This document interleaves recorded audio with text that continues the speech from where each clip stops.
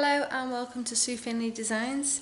Today's video is the second video in the bending of resin videos.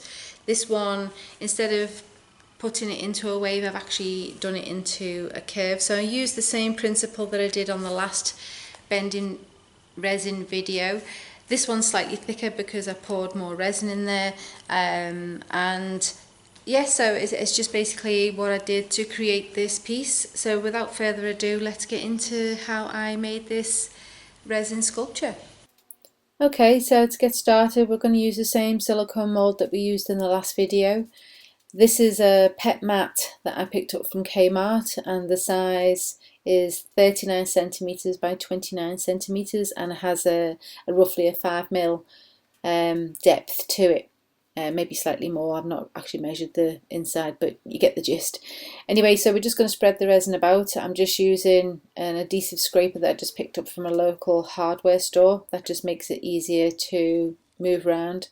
And the colours I'm using today is from the Colour Obsession range, the metallic pigments. That was a gold. This one is mauve shimmer, and the other one is aged copper. Now I'm also mixing a bit of black acrylic paint in part of the resin to just give this a bit of depth.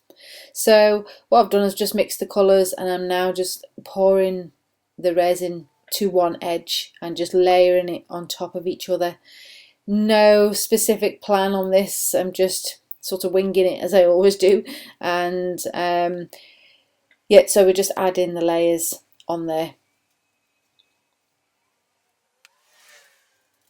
I'm just going to give this a quick zap with the heat gun just to get rid of any air bubbles, and we'll do this several times. So this is just a quick zap, and then I'm just going to layer the rest of the resin on top.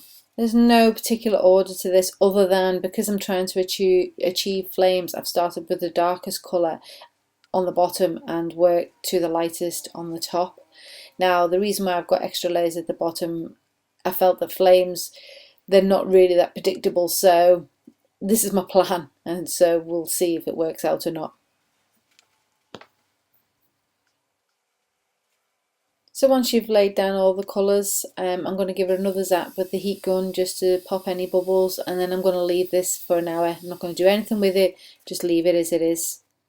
So here we are, it's been an hour now, and what I'm doing now is I'm just using a bottle brush to move the resin in the flow of flames. So there's no particular pattern that I'm following, it's just I'm trying to make it as random as possible, just using the brush, which gives it like that nice brush effect.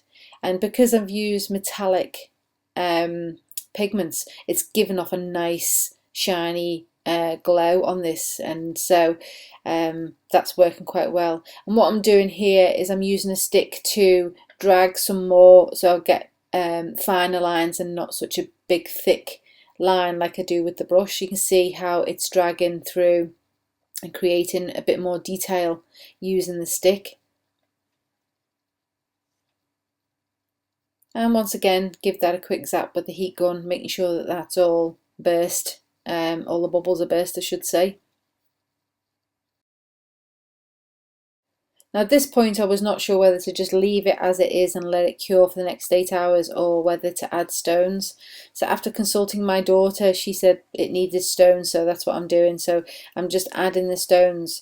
These are just the acrylic gems that I use all the time. They cost $3 or $4 from a local craft shop or discount store.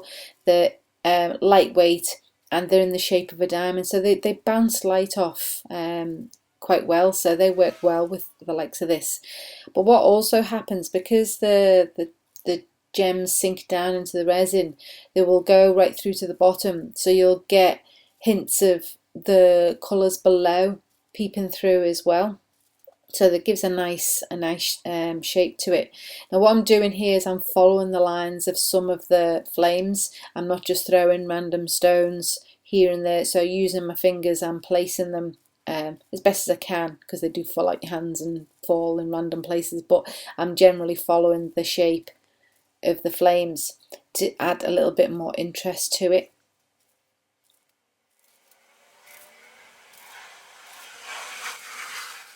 So I just continue on with that until I've got the look I'm looking for, and I've actually used a whole pack of the stones on this, but you can use as much or as little as you want. Now I could have gone for opened another pack and then made those layers thicker so that when they sink that you've got more of the gems sticking up above, but I was quite happy with how that was looking for the time being. As you can see, it's created quite a nice bit of detail through the piece, so you can see the colours shining through, and the shape of the gems that when the light hits them gives it that little bit of added sparkle. Okay, so it's been 8 hours since we last added the stones, and I'm just testing the resin to make sure that it's solid enough for me to mould and move it. And it is. It's still soft, but it's not moving, so we can now shift that to the shape. So for the shape, what I've used is a roll of bubble wrap. It's not a full roll, there's only a small amount left on there, but it was the perfect size for this piece. So like I say, just a roll of bubble wrap, just kept the plastic on there just so that we don't get any resin on it, and then we just lay that on top like so. Now you can tape the corners down a little bit because the corners do tend to pop up a little bit and it's not completely flat, but there's I'll show you what I'll explain what I did to help with that one at the end.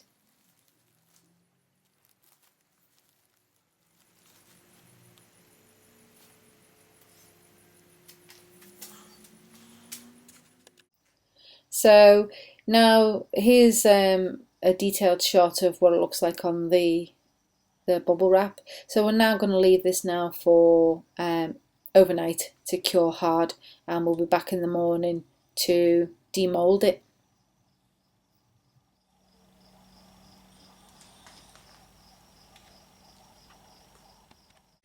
So it's the next morning, the sun's up, and it's time now to remove the bubble wrap and demold the resin, and let's see how that turns out, and yeah, see what needs to be done to it next.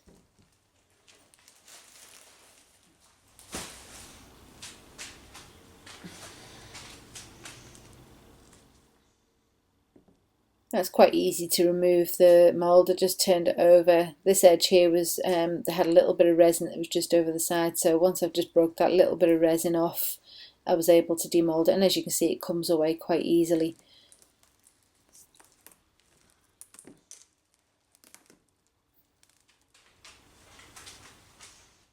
As you can see, there's quite a curve on the outer edge there where it doesn't stick to the bubble wrap like I mentioned before.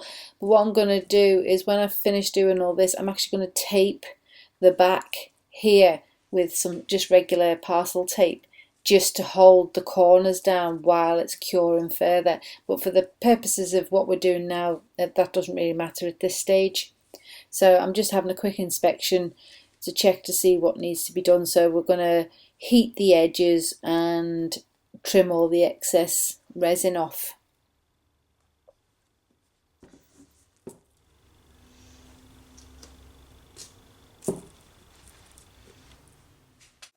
Now you can see the light shining through the resin, so it's created quite a nice effect because the bottom half is quite opaque and the top is translucent, so we could perhaps put some LED lights behind there to give it a little bit of added interest. So what I'm doing here now, I'm just heating up the edges and trimming off any excess resin. And there's not a lot on this one. There was a bit more on the last one, but this one's quite easy to do. If you just very carefully, you can get this off quite easily, and heating up just helps that process. So I'm going to go around on all edges and make sure that there's no excess resin there.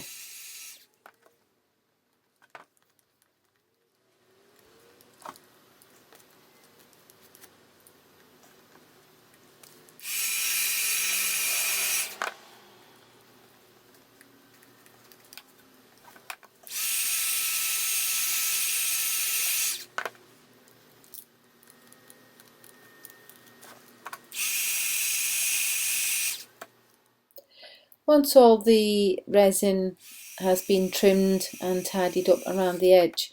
What I'm going to do next is I'm actually going to warm the corners of the resin, and the reason I'm going to warm them is it actually bends a little bit easier when the corners have been warmed, and what I can do then is sort of shape it round a little bit further on where I want to go, and I'm doing that prior to adding the parcel tape so that I can get the shape that I want, and without a great deal of effort.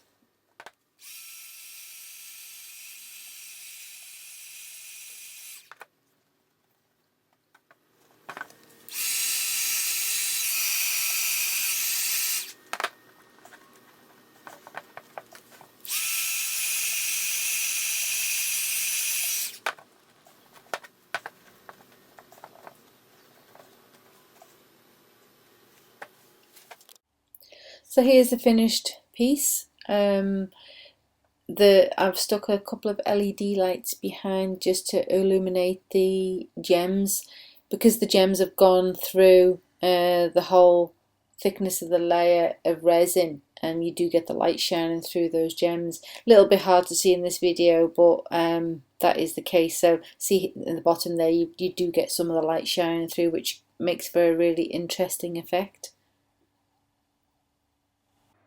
Well, I hope you enjoyed this video and it's given you some ideas for how to bend your own resin sculptures. As always, a list of the products used will be found in the description, along with some handy links to my Facebook, Instagram, etc, etc. Please give this a thumbs up and subscribe to my channel. So until next time, see you again soon. Bye now.